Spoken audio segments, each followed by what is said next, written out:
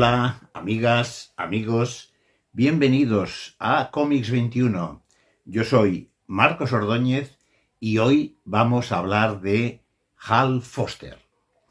Bueno, no todos los días uno en su caza de imágenes, de documentales, de metrajes un poco olvidados, pues eso, no todos los días te encuentras con imágenes de televisión de grandes artistas como del que hablamos hoy, artistas de la categoría de Hal Foster. Bueno, lo cierto es que esas imágenes están ahí y vamos a ofreceroslas hoy. Quizás alguno de vosotros ya las conozca.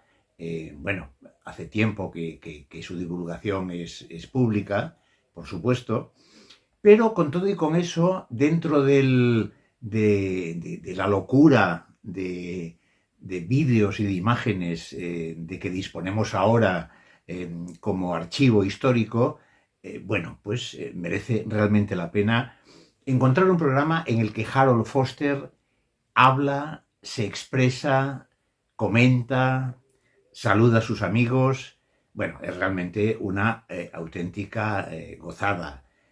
Bueno, algo así me hubiera gustado también encontrar en el caso de Alex Raymond, que por desgracia murió joven y son pocas las imágenes que existen de él y además de una duración breve. Pues nada más, amigos, os dejo ya con este nuevo vídeo de Cómics XXI, un nuevo vídeo en el que entramos en el reino del Príncipe Valiente. Adiós.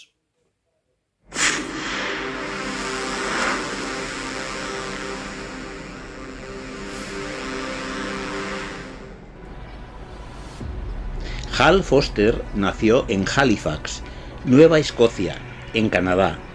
Hijo de marineros, su padre falleció joven y su madre se volvió a casar con un comerciante que tras el fracaso de su negocio decidió mudarse con toda la familia a Winnipeg, en el centro de Canadá.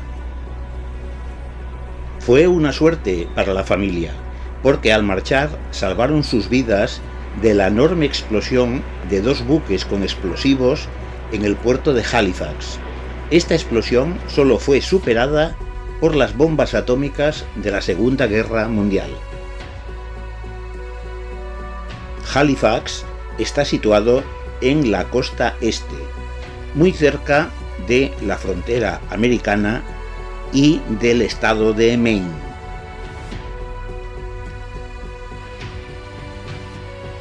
Desde su infancia y adolescencia, Hal Foster ya demostró unas grandes aptitudes para el dibujo.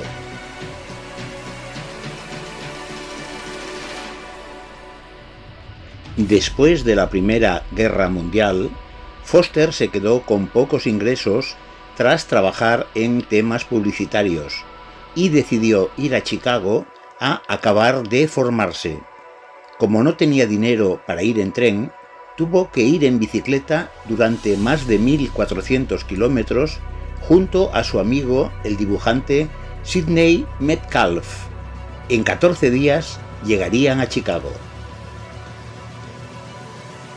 En 1921 consiguió trabajo en Chicago y por la noche asistió a una escuela de arte. Más adelante entró en la agencia de publicidad Palenske Young.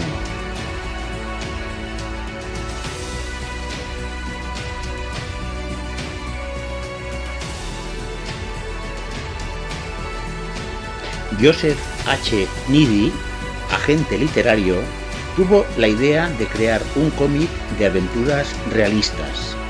Consiguió los derechos de la novela Tarzan y contactó con un Hal Foster de 36 años que se haría cargo de la tira de 1931 a 1937.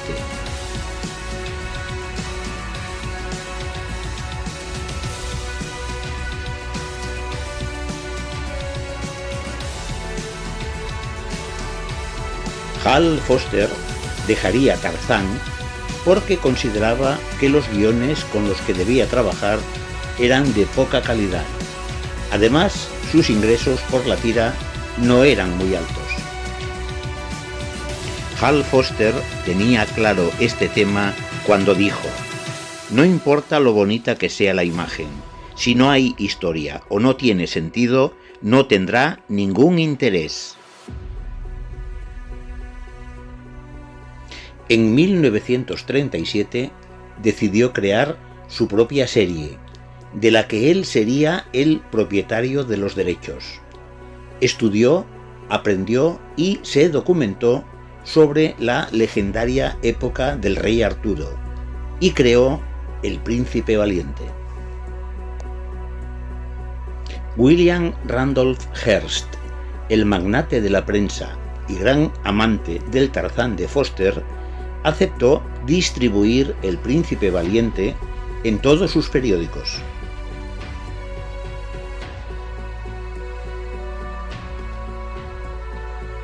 En 1954 se estrenó la adaptación cinematográfica de Príncipe Valiente. Como Hal Foster era el propietario de los derechos, Fox le pagó $50.000, que hoy serían el equivalente a unos $600.000.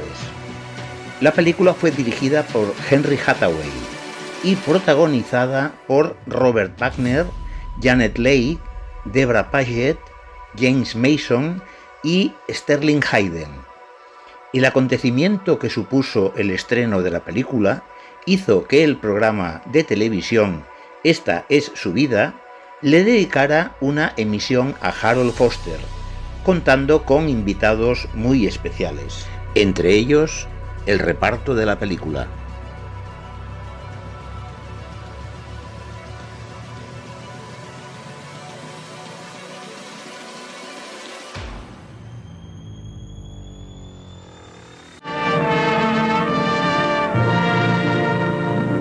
Here we go into our audience to surprise someone on This Is Your Life. How are you all tonight, anyhow, down here? My goodness.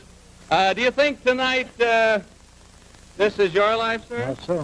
What's your name? Sam Safer from Chicago. You're from Chicago. We have a lot of wonderful people from Chicago, believe me. Yes, we do. How do you do? You think it's your life tonight? I think so. What is your name? This is George Davis, From? San Francisco. Hello, Miss Davis. Nice to see all of you. Oh, ladies and gentlemen, Terry Moore, the famous movie star Terry Moore. Hello, Terry. Hello, Ralph. How are you? That's wonderful. It's good to see you. Let the people see up there, honey. Isn't she beautiful? Well, what brings you to This Is Your Life? Well, I brought two of my friends, Mr. and Mrs. Hal Foster from Reading, Connecticut. They're on their way to a benefit in Mr. Foster's honor given by Mrs. Brand here. Uh-huh. And Mr. Foster wanted to see a television show, so naturally the first one I thought of was yours. Oh, You know, he's the creator of the famous comics, Prince Valiant.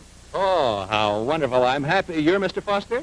I'm happy to meet you, Mr. Foster. Believe you me, my family are all fans of your exciting Prince Valiant series in our Sunday papers. Well, Terry, would you do me a favor? Yes, I'd be glad to. Well, our principal subject is seated somewhere in the audience, and the name is on here. So I wonder if you would mind reading the name for us, please. This is your life. Hal Foster. Hal Foster. For heaven's sake. This is your life. Hal Foster, come here. Yes, this is your life. Mr. Hal Foster of Reading, Connecticut. Isn't that right? I got married right up there around Reading. My goodness. Artist, creator of the newspaper adventure series Prince Valiant in the days of King Arthur. Now, the benefit I mentioned, Mr. Foster, was just our way of getting you here to Hollywood. Thank you, Miss Brand. I hope you won't mind. I don't know. You don't? I'm a bit startled. You? I'd hate to see you when you got real shocked if you're startled. Now, come along with me, won't you, Mr. Hal Foster, to our chair of honor right up here, would you? That's it.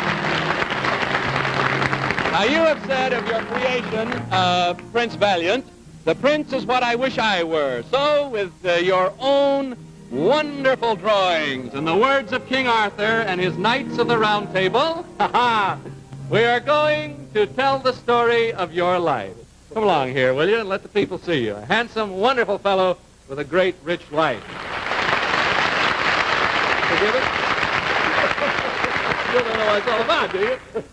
Even as a boy, adventure was in your blood. Nearby your birthplace in Halifax, Nova Scotia, was wild country, not unlike the forest young Prince Valiant roamed in. There, sir? Not nearly as wild as Hollywood. Not nearly as wild as Hollywood. You're speaking of the traffic. There grew great tracts of wilderness wherein the beast was ever more and more, and man was less and less. 1892. Born of a seafaring family in Nova Scotia, at the age of 8, you paddle a plank across the harbor of Halifax. Right? From the age of 10 to 14, you trap fur-bearing animals in the forest wilderness. At 14, you moved to Winnipeg, Manitoba, Canada, and work as a newsboy to help your parents. I went paddling with Harold on the Red River, and I used to go dancing with him. He was the most energetic boy I've ever known, bar none. Ah, there's a voice you haven't heard in 30 years, Mr. Foster. Who is it, you know? She was a sweetheart of your teenage days. She's flown here from her home in Winnipeg, your friend and still your admirer, Miss Lillian Cook. Miss Lillian Cook. And here she...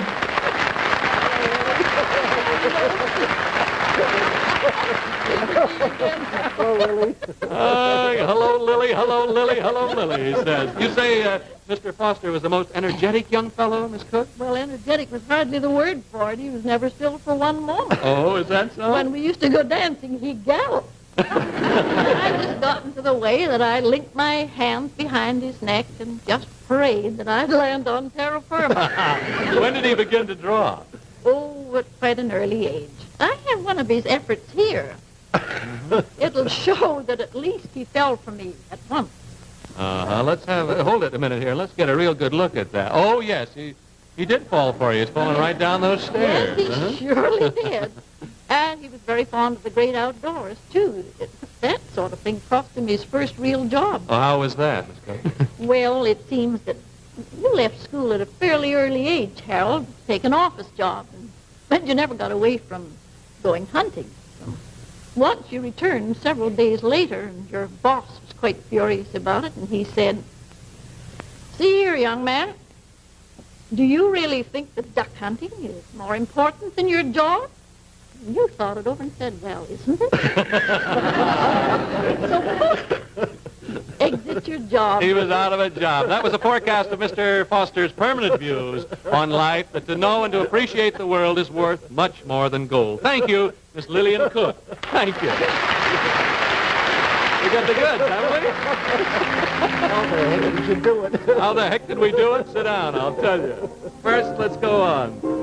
At King Arthur's court, Sir Gawain told prodigious tales of knights who sliced away through 20 poles of twisted dragon and held all in a gap-mouthed circle his good mates. At 21 in 1913, you, Hal Foster, have your circle of good mates. You've taken your first job as an artist, illustrating of all things the mail-order catalog of the Hudson's Bay Company. But when work is slack and every chance you get, you're off on far trails in the Canadian woods. I remember the campfire on Rice Lake, the rapids and the rivers, and the wonderful adventures when we were young. A comrade's voice, Mr. Foster. You haven't heard that voice in nearly 20 years. Who is it? Eric Bergman. You worked together in the art studio at Brigden's Limited in Winnipeg. He still lives in that city, but he's here tonight, your old friend, Eric Bergman. When I see you, know I could recapture the days we had together. Do you remember the fishing, the hunting? Do you remember the trip to Rice Lake when we were locating gold and prospecting? And I'm surprised that the mosquitoes left this much of you. Did you, too, find gold? Mr. Bergman said you were prospecting for it. Did you find gold? Yes. Yeah? What happened about that? Well, in order to bring the gold back, we had to take 100 pounds of dynamite on our back through this country every year. And I had to carry it. I had to carry the food for you, see? Yes, but we had half of it. Three-quarters. Well, actually, your claim was jumped in 1920, isn't that right? Yes. And you've lost the full rights there. Well, Mr. Bergman, what of your work with Mr. Foster in the art studio? You'll laugh if I tell you. Of course, We might you not. can tell, you know. Outdoors, we were big he-men. Yeah. But at the studio, we would make illustrations for mail-order catalogs, you know. We used to do everything from a stove to a Women's lingerie? Women's lingerie. Harold was particularly good on drawing buttons and putting the lace on bloomers. Lace on bloomers. Thank you, Eric Bergman. All right. Well, you'll see him a little later. So that's how your art career developed there, sir. Well, now in your young 20s, Mr. Foster, comes the time when girls become suddenly important, just as the Princess Alita did to young Prince Valiant. Did I wait that long? No, this is past the Middle Ages. Anyhow, in King Arthur's day, and that same day there passed into the hall a damsel of high lineage, and a brow of May blossom, and a cheek of apple blossom, and lightly was her slender nose tip-tilted like a flower. My nose may not have been tilted, but the hall was the Winnipeg Canoe Club, and Harold has been a very satisfactory night for me. The voice of the girl you called a neat blonde at the Canoe Club dance back in 1913? That's her. Yeah. She was Miss Helen Wells of Topeka, Kansas, now your beloved wife for nearly 40 years, Mrs. Harold Foster. Helen, come on.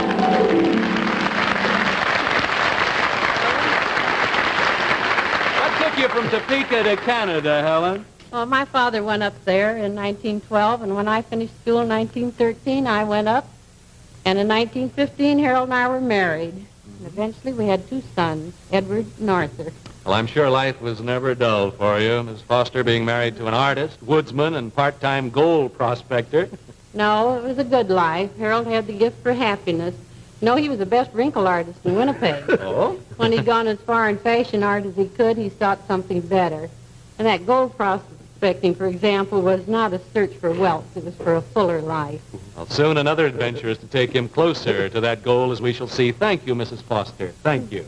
We're going to see him in a moment.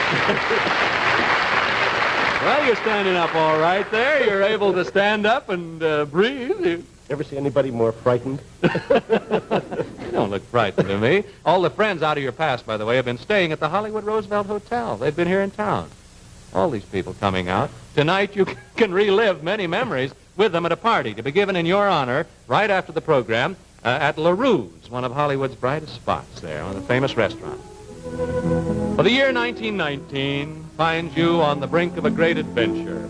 Your motive, much like that vow of Arthur's knights, to love one maiden only, cleave to her and worship her by years of noble deeds. It's the morning of August 16th, 1919. On that day, we set our faces south, determined to ride 1,000 miles on bicycle to Chicago and its Art Institute. It'll be a thrill for you to see the owner of that voice again. Sid Metcalf. Yes, fellow artist, fellow adventurer with you. He's now with the firm of Schreiner Bennett Incorporated in Chicago. It's 20 years since you two have met. Here is Sidney Metcalf, your old pal. Wonderful to see you. Really, this is an experience. Good to see you, yeah. You two are really rugged physically to make a... How's who? Talking about the wife. Go ahead. Talking about girls. Yeah. Yeah, I think we were pretty rugged. Well, you made 1,000 miles on bicycles when you were both nearly 30, weren't you, Mr. Metcalf? Well, sure, You must have been rugged. We were old men then. Well, it was pretty rough going because there were no paved roads between any of the towns. And I remember on one occasion, Harold broke the rim of his wheel and on another pedal shaft. Well, how long did it take you to pedal your way from Winnipeg to Chicago, Mr. Foster? Well, we thought only in terms of money. I think it was $100 or something like that. It was 8 days, wasn't it? Yes, 8 or 10 days.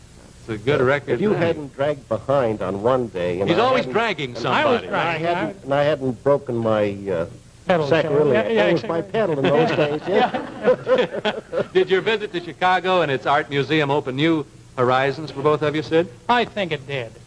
We both realized the vast opportunities of the United States, and we determined even then to make our future in Chicago. Thank you, Sidney Metcalf. Thank you very much. Goodbye, Bill. We'll see you in a minute. Go on, Hal. How the heck do you do this? How the heck did we do this? Well, we've had a lot of help. And after the show, I'll tell you by whom. But we don't want to spoil surprises now. Knights returning to King Arthur's court told of their quests.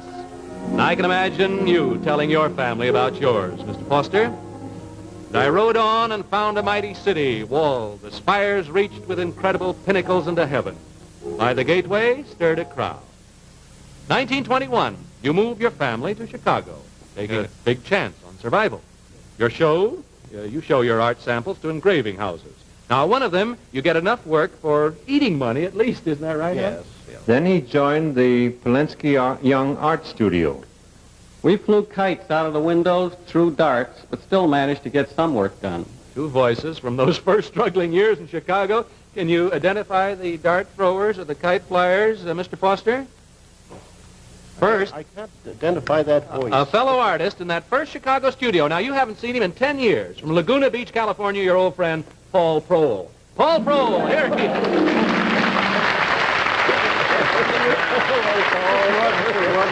And another artist of that trio became your fishing pal, and today does the lettering on your Prince Valiant page. Right, your good friend from North Salem, New York, Charles F. Armstrong. Here he is.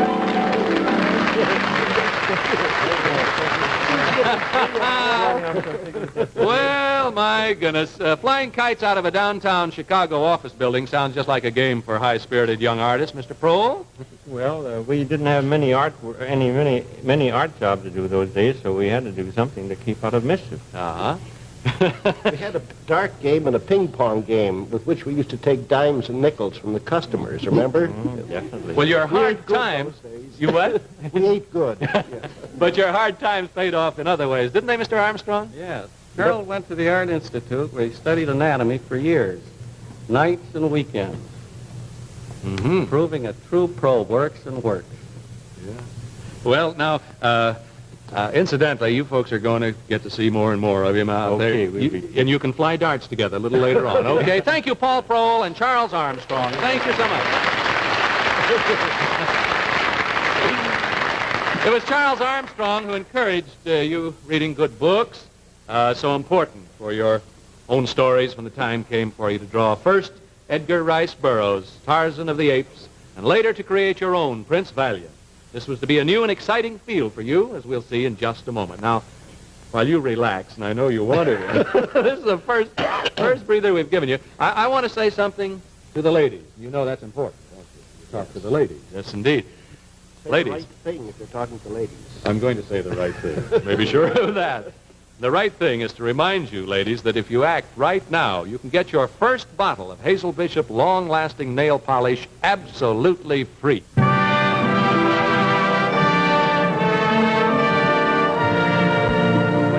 What'd you say, Mr. Foster?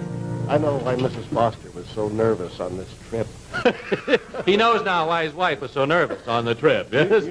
Usually she can hide anything from me. Yeah. This time she was a little bit more nervous, and I thought anybody should be on a trip like this. Well, let's get back to This Is Your Life, Hal Foster of Redding, Connecticut.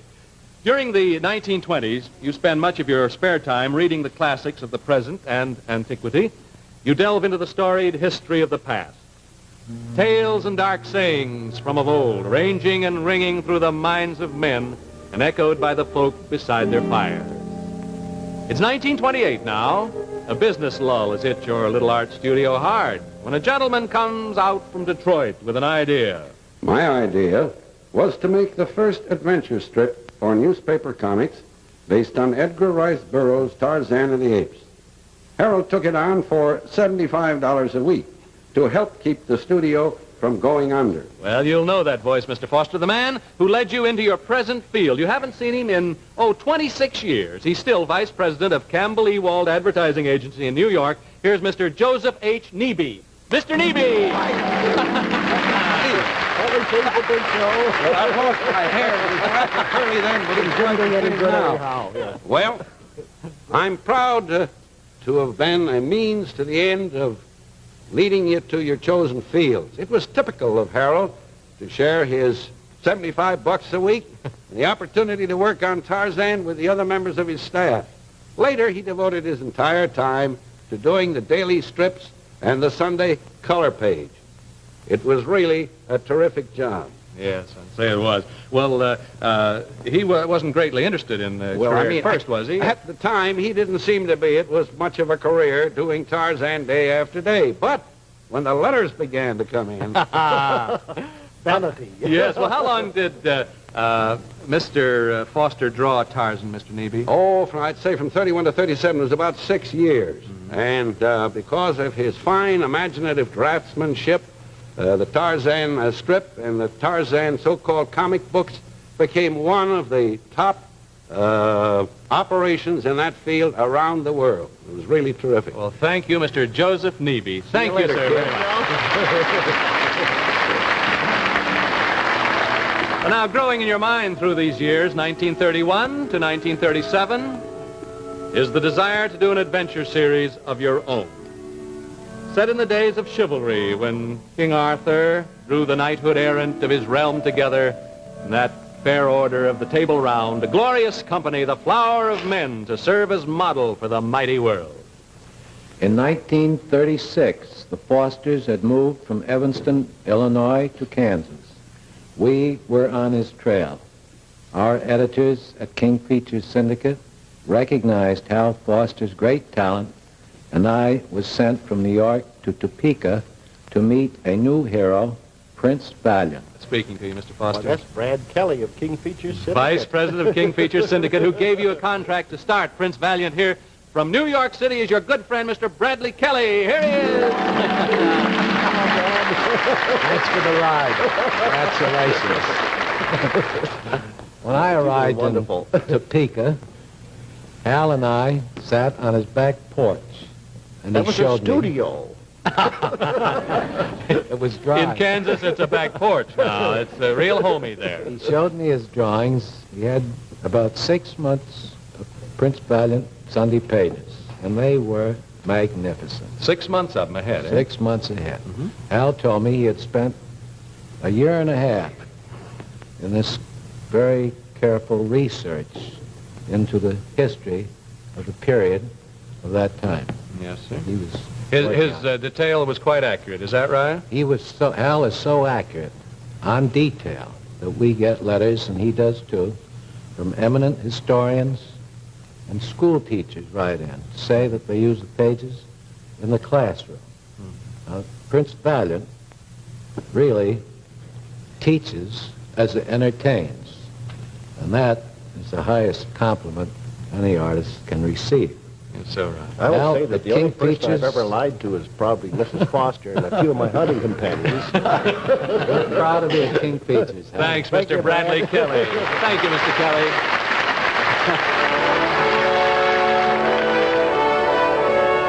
Since 1937, America has had continued delight in Prince Valiant's newspaper adventures, Mr. Foster.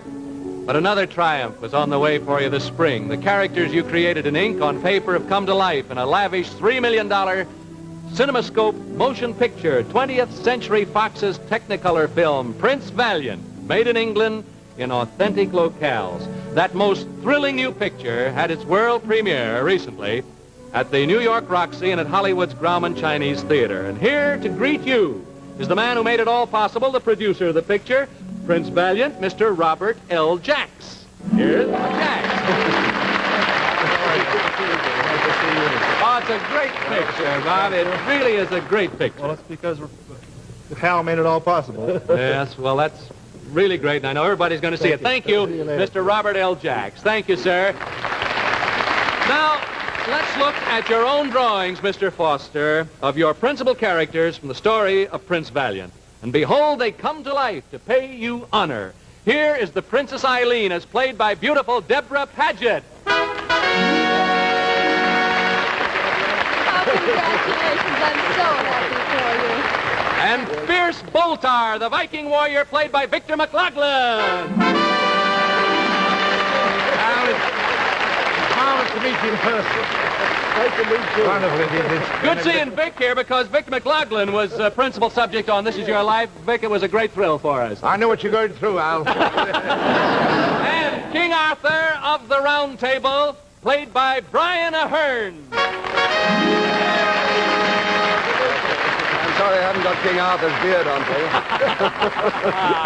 Hardly recognize. I'm sorry you haven't got some of his jewels. Last two of the most romantic lovers ever seen, the Princess Alita, beloved of Prince Valiant. Alita, played by lovely Janet Leigh, ladies and gentlemen. You look pretty interesting. Back to shoot? Yeah. And here is Prince Valiant himself, Robert Wagner.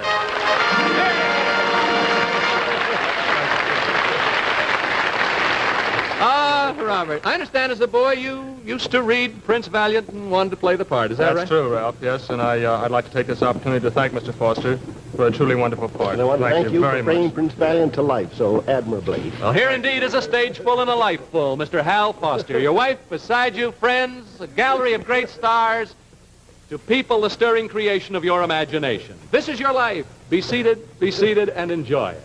The past and the present. In a moment, we'll look into your future, but first, a reminder from Bob Warren. Well, my goodness, we're talking over here, Bob. Through?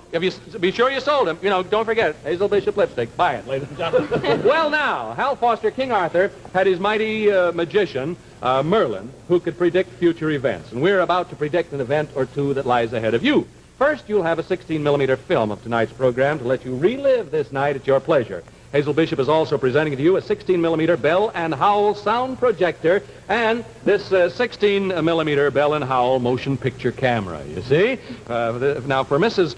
Foster, yes, this is yours, Mrs. Foster. We've asked Marshall Jewelers of Fifth Avenue, New York, to create this unique charm bracelet. Each of its charms in 14-karat gold symbolizes a high point in your life. And for you, Hal, Marshall has designed these gold cufflinks marked with your birth date and your wedding date. And this gold tie clasp bearing the date of your appearance here on This Is Your Life. Now, your fine work, Mr. Foster, has done much to open the minds of youth to the rich experiences awaiting them in history and literature. Honoring you, Hazel Bishop wants to open the door of opportunity for some young student artists. So in your name, we're presenting a 2-year paid-in-full tuition scholarship at the Chicago Art Institute, the very same fine course of study as you took in your own art student days. Now, this 2-year Hal Foster Scholarship, it will be called, will be given to some deserving young art student to be chosen as you direct, sir.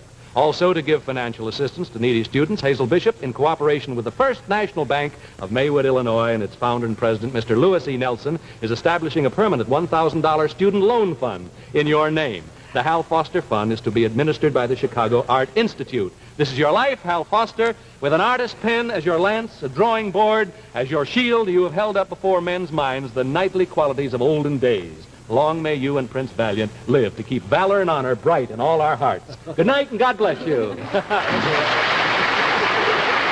All of Hal Foster's friends were flown here to Hollywood by TWA, the luxurious 300-mile-an-hour TWA Transworld Airlines Constellation, the airline that flies 3/4 of the way around the world. Good night, ladies and gentlemen. See you next week. Good night, everybody. Don't forget next week. This Is Your Life is directed by Axel Grunberg, produced by Alfred Pascal.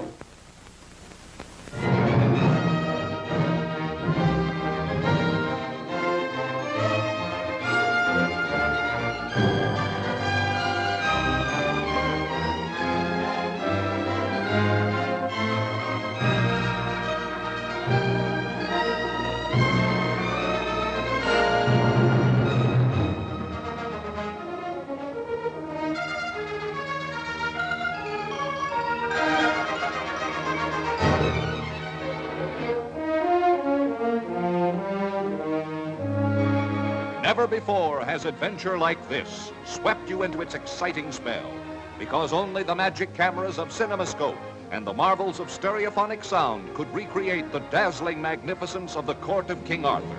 The crash of lance against shield, the thunder of battle axe against helmet, the knights, the deeds, the golden age of chivalry, and the epic story of a Viking prince who challenged a kingdom for the kiss of a beautiful princess.